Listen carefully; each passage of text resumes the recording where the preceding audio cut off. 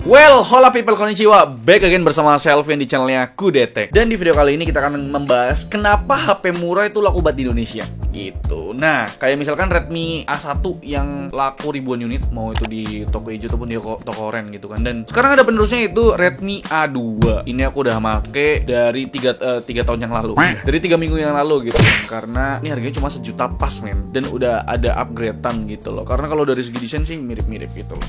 Oke, kalau misalkan kita ngebahas HP murah itu tidak bisa lepas dari isu sosial ya kan. Dari data kategori penduduk Indonesia berdasarkan pengeluaran ya kan, hampir 75% penduduk Indonesia masih di bawah kelas menengah. Ini tuh data tahun 2016 loh. Ini udah 2023 berarti 7 tahun ya kan. Udah 7 tahun belum diupdate mungkin. Tapi perlu jadi perhatian kalau standar kategori di bawah menengah tuh masih rendah banget. Itu dengan pengeluaran 1,2 juta men per bulannya. Bayangin aja kalau kalian pengeluarannya per bulan 1,3 juta, itu kalian kelas menengah, bukan menengah ke bawah. Ya bahasa kasarnya ya kurang mampu lah ya, bisa dibilang. Udah kebayang kan kenapa HP murah di Indonesia tuh laku banget gitu. Karena ya buat kalangan menengah ke bawah beli HP tuh ya sesuai dengan fungsionalitasnya. Bisa buat teleponan, buat WA-an, buat nonton video, buat dengerin ceramah Mama Dede. Itu ya cukup lah.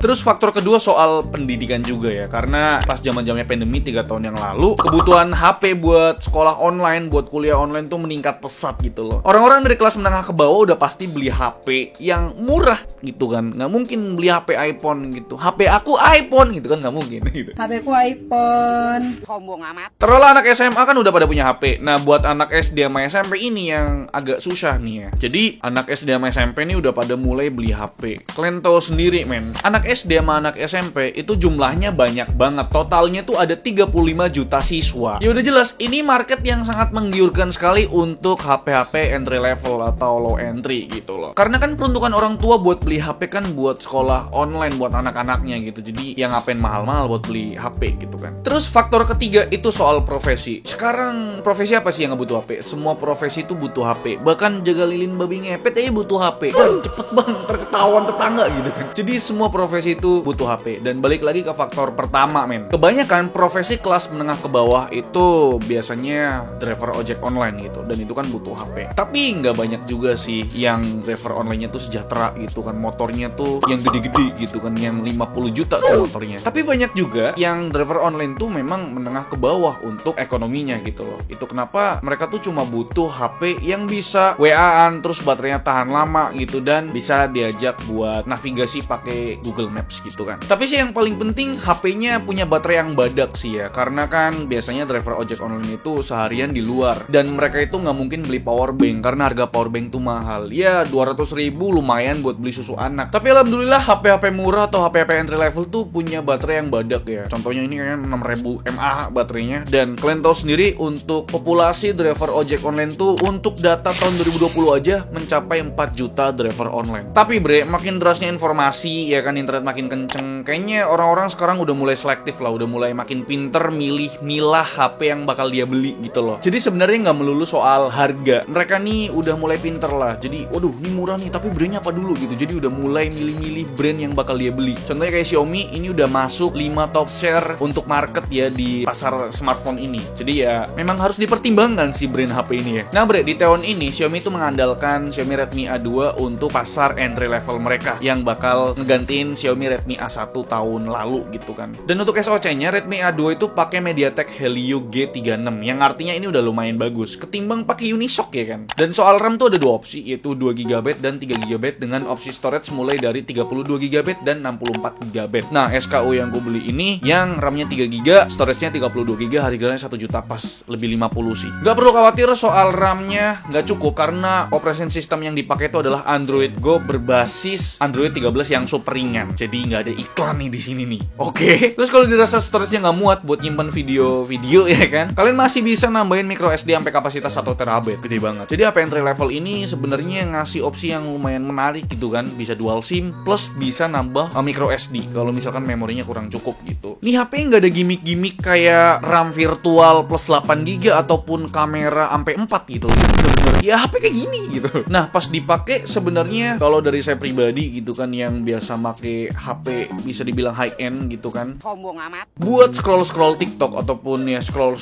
Reels sebenarnya masih lancar. Buat pindah satu aplikasi ke aplikasi lainnya masih lancar, walaupun ya memang ada delay sepersekian detik ya. Ya perlu diperhatikan nih, namanya juga HP sejutaan. Jadi menurut aku itu tuh bisa diwajarkan lah. Yang penting kan masih lancar aja buat scrolling dan nggak bikin emosi gitu ya. Nah, buat ukuran layarnya ini menurutku ideal banget ya buat ya mama atau bapak-bapak atau anak sekolah yang bakal nampilin font segede gaban. Mungkin mak kalian pasti pas buka HP-nya, mak ini fontnya gede-gede banget, karena memang ya faktor umur, jadi matanya tuh agak susah buat ngelihat font kecil. Makanya butuh HP dengan layar yang gede supaya bisa nampilin font yang besar-besar juga, men. Screen-nya tuh ukurannya 6,5 inci, resolusinya HD plus 1600x720p yang bezelnya setebel imanku, Pak. Panel pakai IPS LCD maksimal 400 nits. Ternyata masih terang kalau dipakai di outdoor. Kualitas panelnya udah cukup lah buat nonton materi pelajaran dikasih guru biologi kalian. Kamera depannya tipikal HP entry level, bre. Pakai model dot drop yang resolusinya itu 5 megapiksel. Setidaknya buat foto selfie sambil megang KTP udah cukup lah. Ya bukan buat pinjol ya, maksudnya buat verifikasi pakai dana. Ambil aja.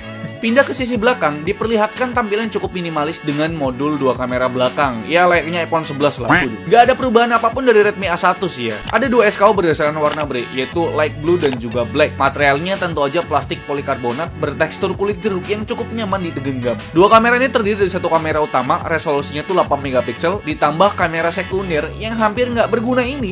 Tapi udah cukup lah buat motret hobi anak-anak orang kayak ini. Tone warnanya agak pudar dikit karena over brightness kali ya. Kontrasnya sih oke, detailnya juga clear. Buat sekedar foto-foto buat kirim di WA atau foto-foto tugas mah kameranya bisa diandalkan, bre. Nah, buat kualitas videonya ini resolusinya Full HD 30 fps dan HD 720p 30 fps. Nah, buat kualitasnya sendiri kalian bisa lihat lah.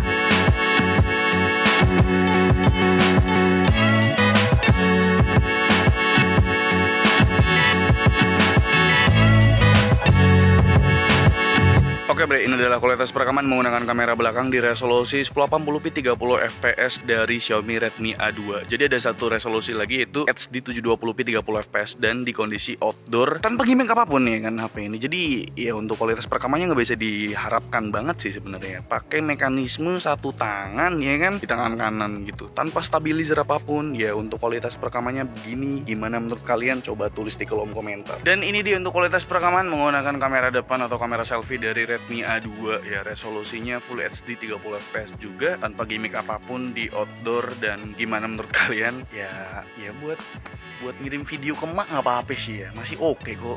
Yang penting kan audionya jelas dulu gitu kan. Nah, bre, aku tuh nggak tahu ya apakah kameranya ini bakal berfungsi buat ngerekam video karena kualitas videonya yang tadi udah kalian lihat. Tapi kalau kita lihat dari perspektif ibu-ibu atau bapak-bapak, itu bakal kepake banget buat video call sama anaknya lagi ngerantau di ibu kota atau di luar kota, ataupun bakal banget kepake buat bapak-bapak yang lagi main sama anaknya di taman, atau bapak-bapak yang anaknya itu lagi wisudaan gitu. Nah, kamera ini bakal kepake. Ya cuma sekedar buat nyimpen memori gitu kan, buat nyimpen kenangan di HP. Itu udah cukup banget buat orang tua gitu. Jadi ya kita harus ngelihat perspektif yang berbeda lah dari HP yang harganya cuma 1 juta pas ini, bre. Dan soal fungsionalitas lainnya, untuk Redmi A2 ini punya speaker mono ya, bukan stereo ya. Mohon maaf banget, ini 1 jutaan pas, Pak. Dan speakernya tuh berada di bagian atas, dan aku nggak tahu kenapa Xiaomi nggak naruh di bawah. Biasanya kan speakernya ada di bawah. Dan untuk kualitas dari speaker mono yang ada di atas ini sih standar aja, bisa dibilang nggak bagus lah buat dengerin musik ya kalau dipakai di anak muda. Tapi kalau dipakai di bapak-bapak atau ibu-ibu, speaker mono ini mah udah lebih dari cukup gitulah buat dengerin video ceramah di YouTube ataupun buat main semule gitu loh. Dan kebanyakan bapak-bapak itu pasti pakai headset kabel yang dicolok di jack 3.5 mm. Untungnya Redmi A2 tuh masih ada jack 3.5 mm. Gokil.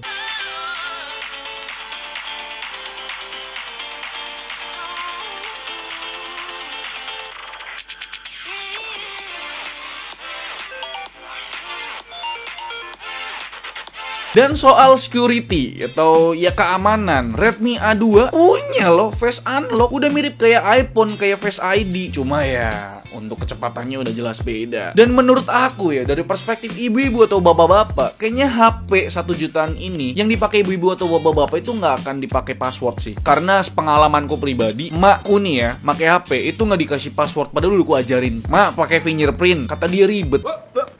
Here I come. Jadi sebenarnya security di HP 1 juta pas ini buat bapak-bapak atau ibu-ibu tuh nggak terlalu penting lah.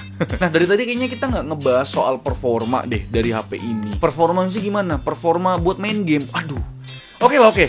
Jadi sebenarnya kita ada tes 2 game, itu game PUBG Mobile dan game Mobile Legends. Kita lihat untuk spesifikasi dari MediaTek Helio G36 GPU-nya, Power VR GE8320 dan SKU RAM-nya 3GB 32GB ROM. Dan tak coba buat main game Mobile Legends dapat settingan grafik medium, refresh rate-nya high, lancar jaya. Tapi ya pas lagi war besar agak stuttering bos. Wajar men, ini kan harus dipakai buat gaming ringan aja gitu loh. Dan selanjutnya buat PUBG Mobile dapat settingan grafik smooth, refresh rate-nya medium doang. Ya, yang terbiasa main di HP mahal bakal ngerasa nge-lag banget ya. Padahal performa HP 1 juta pas ini udah lebih dari cukup buat gaming non-kompetitif. Tapi tetap sih, buat entertainment aja men. Jangan buat dipakai buat kompetitif. Balik lagi, apakah bapak-bapak dan ibu-ibu ini yang beli HP ini bakal pakai HP ini buat main game? Jelas tidak. Tapi, apakah anaknya buat pakai main game? Kayaknya sih pakai main game. Cuma, ya gamenya lebih ringan dari yang tadi udah kita tes. Contohnya Free Fire, ataupun game POW, ataupun game yang dikejar sama security di mana itu? Di jalan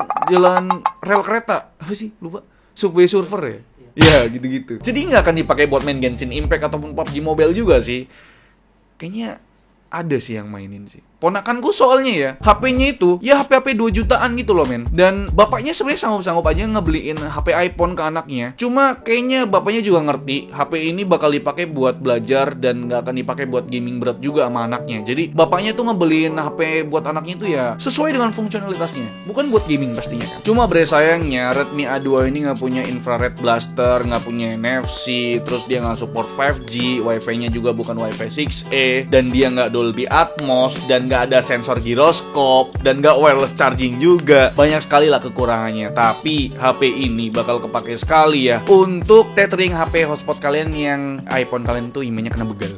Jadi kan HP ini kan berfungsi banget men, berfungsi sekali. Dan terakhir kita bakal ngomongin soal baterai mungkin ya. Baterainya ini kapasitasnya 5000 mAh ya. Terus kita tes pakai PC Mark Battery Life dari 99% ke 20%. Itu bisa bertahan sampai 15 jam. Nah sisa 20%-nya bisa kalian pakai buat nganterin GoFood dari Jakarta ke Bekasi gitu ya. Dan buat ngecharge-nya agak payah karena cuma ngandelin port micro USB dengan rating 10 watt. Wajar banget kok HP 1 juta pas ini masih pakai micro USB. Ya walaupun ada dari brand sebelah tuh udah pakai USB Type-C. Cuma sejatinya HP 1 jutaan sih pakai micro USB udah bagus lah. Bukan udah bagus Emang kan cuma micro USB masih bertahan sampai sekarang ya. Dan buat ngecharge dari 1% sampai 99% itu butuh waktu sekitar 3,5 jam. Main tuh PP Jakarta Bandung ya. Pakai kereta cepat pastinya. Buat gaming Mobile Legends 1 jam 10 menit dari 92% turun jadi 79%. Kira-kira yang ngabisin baterai 13% lah HP ini buat main game 1 jam main Mobile Legends gitu. Dan kira-kira itu dia review atau perspektif dari kami mengenai Xiaomi Redmi A2 di tahun 2023. Ya emang ini HP keluaran tahun 2023 sih. Gimana menurut kalian? Apakah kalian punya perspektif lain dari HP 1 juta pas ini untuk kalian pakai ataupun untuk orang tersayang yang kalian akan kasih hadiah buat ulang tahun, wisuda ataupun lain sebagainya gitu? Ataupun kalian sekedar ya pengen menyayangi orang tua kalian dengan membelikan orang tua kalian HP ini? Coba tulis di kolom komentar. Like video ini kalau kalian suka, dislike kalau saya jelek, dan jangan lupa untuk tekan tombol subscribe yang warna merah kalau misalkan kalian belum subscribe channel ini. Saya Alfian Sakos di channel mengucapkan terima kasih. Sampai jumpa di video selanjutnya. Bye bye.